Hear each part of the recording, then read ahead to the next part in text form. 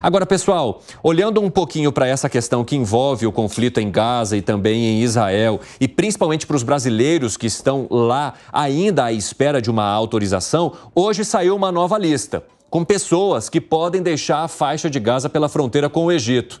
E mais uma vez o grupo de brasileiros ficou de fora. Tem alemães, tem americanos, tem canadenses, mas os brasileiros ainda estão lá. E havia uma previsão que foi passada pelo ministro de Relações Exteriores de que essa operação poderia acontecer hoje. Então tem muita gente frustrada e principalmente já ficando desesperada ao olhar na lista e perceber que o seu nome e a sua nacionalidade não estão lá, Elaine.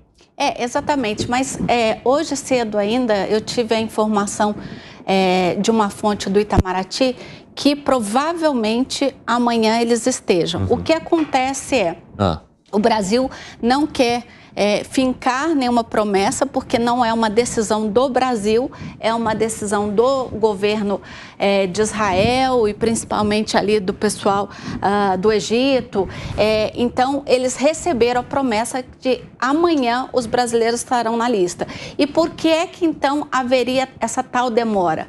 Bom, a provável explicação para isso é que o Brasil pediu que os 34 brasileiros estivessem numa lista única, porque vale lembrar, a gente tem lá um avião da FAB aguardando no Egito esses brasileiros cadastrados. Então, é preciso que os 34, o ideal seria que os 34 brasileiros saíssem juntos, né, nessa fronteira para o Egito, de forma que pudessem vir todos no mesmo voo. E como há, então, um pedido de concentração numa única lista, parece que isso pode ser um dos motivos pelos quais há um atraso aí na colocação dos brasileiros. Possivelmente isso aconteça amanhã, é o limite máximo prometido ao Itamaraty pelos governos locais de lá, da região. Vi que você está indignado aí, hein, Dávila? Por quê? Não, mas imagina se isso é critério diplomático, gente. Não, se os 34 não estiverem no avião, porque a gente mandou avião, não dá para ficar mandando avião toda hora para pegar brasileiro, então tem que estar todo mundo na mesma lista. Você acha que isso é critério? É uma vergonha. Se esse for o critério, Elaine, o Brasil não sabe o que está fazendo. Porque critérios, existem muitos outros critérios humanitários, inclusive, que não são esses, para otimizar avião da FAB. O critério deveria ser crianças, deveria ser idosos, deveria ser pessoas com problemas de saúde. Existem outras prioridades. Não é nacionalidade e não é otimizar avião da FAB. Isso é uma vergonha se for esse o critério. E, aliás, o Itamaraty... Bem, Dávila. Pode falar. Do Brasil, tá? Há uma possibilidade de que eles tenham deixado para amanhã para que os 34 brasileiros estejam numa lista única, tá? Mas não quer dizer que foi uma condicionante do Brasil, tá? Pelo contrário, o Brasil quer trazer seus patriotas, seus cidadãos logo, né? E, obviamente, ele pode aguardar.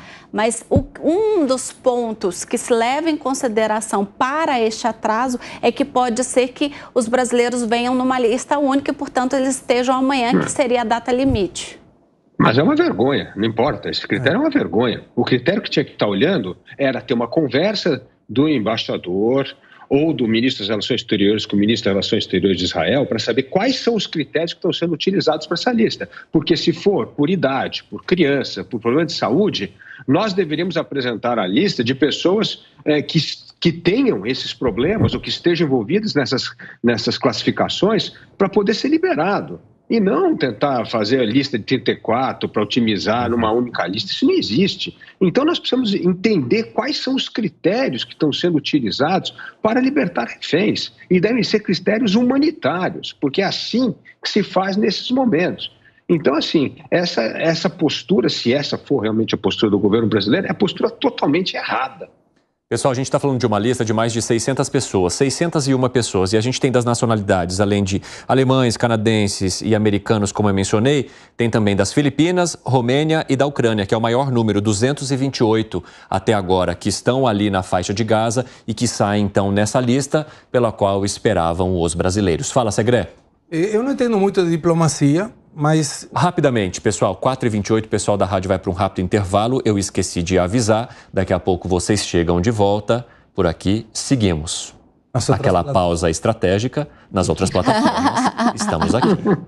Vamos lá, Gustavo. Fica esperando essa tua... Já virou tradição, né? Lógico, imagina. Mas eu estava dizendo, eu não entendo muito de diplomacia, mas eu tenho sentido prático. Como pessoas... você é um verdadeiro diplomata. Não, mas é assim, me parece que são 28 pessoas brasileiras mesmo e 6 pessoas... Na verdade, são 24 brasileiros e 10 palestinos. Perfeito, que têm vínculo e que ou estão pedindo asilo ou que têm vínculo familiar com os brasileiros. Exatamente. Exato. Mas hoje o problema, a segurança ou a insegurança está dentro da faixa de Gaza. Se tem 2, 10, 5 que conseguem sair para o Egito, você tirou desse lugar conflitivo 10 pessoas. Mas o Egito não quer que essas pessoas permaneçam lá sem que elas sejam deslocadas imediatamente. Mas eles têm, de fato, vamos imaginar, está o avião da FAB. Se espera que o brasileiro saia, aí depois pode ser que no dia seguinte mais brasileiros saiam, aí depois sei lá quantos dias poderia levar para que outra lista fosse liberada com brasileiros. O país vai esperar que todos os brasileiros possam embarcar numa mesma aeronave para cá, senão você ficar conduzindo viagens para 2, 3 pessoas. Tudo bem? E o Egito não quer que essas pessoas permaneçam lá. Mas você pode tirar o avião da FAB e sair do Egito e levar para outro país que seja neutral ou que tenha alguma proximidade geográfica, descolocou essas pessoas que hoje estão em risco e descomprime a negociação diplomaticamente falando. E o que está faltando? Ninguém está criticando a falta de resolução, mas seria muito interessante conhecer os critérios utilizados. Se de fato estão esperando os 34, se é uma exigência de Israel, se é uma exigência do Egito, se é falta de diplomacia. E eu sempre tenho essa suspeita. Naquele momento, no primeiro momento, o Brasil demorou para fazer o reconhecimento como que isso era um ataque terrorista e o Hamas era um problema de terrorismo mesmo. E talvez isso esteja refletindo nesse momento, não por uma questão de retaliação, estamos falando de vidas, não é isso. Mas é uma questão de dizer, toma cuidado na tua posição, porque a tua posição pode complicar os teus patriotas, os teus cidadãos, que hoje podem precisar e que quando eu, Israel, precisei da tua definição, você não tomou. Eu não sei outros países se têm a mesma dificuldade, mas o que interessa quando a gente está involucrado, para os brasileiros, é 100% do problema. Não é uma participação do problema, considerando que tem outros cidadãos de outros países que não conseguem sair. Fala, Gai. Tem várias hipóteses, a gente está aqui no campo das hipóteses. Uma dessas seria que o Brasil acabou desagradando Israel, seja porque demorou para reconhecer o Hamas como um grupo terrorista. Você colocou algo muito importante, né? Todos nós estamos aqui trabalhando e falando em relação a hipóteses, né? Porque nenhum de vocês teve acesso a, de fato, como o governo federal ou a embaixada ou o Ministério das Relações Exteriores está diretamente ou como está atuando exatamente, quais são os critérios. Então, a gente está trabalhando em cima dos fatos que a gente tem aqui para analisar e que, claro, quem está conduzindo toda a operação é ali quem está diretamente participando. E o pessoal da rádio está de volta. Participando aí do governo federal desta operação. Pode continuar, Langani. A outra hipótese seria a própria resolução do Brasil na ONU, que acabou desagradando Israel e que os Estados Unidos acabou vetando.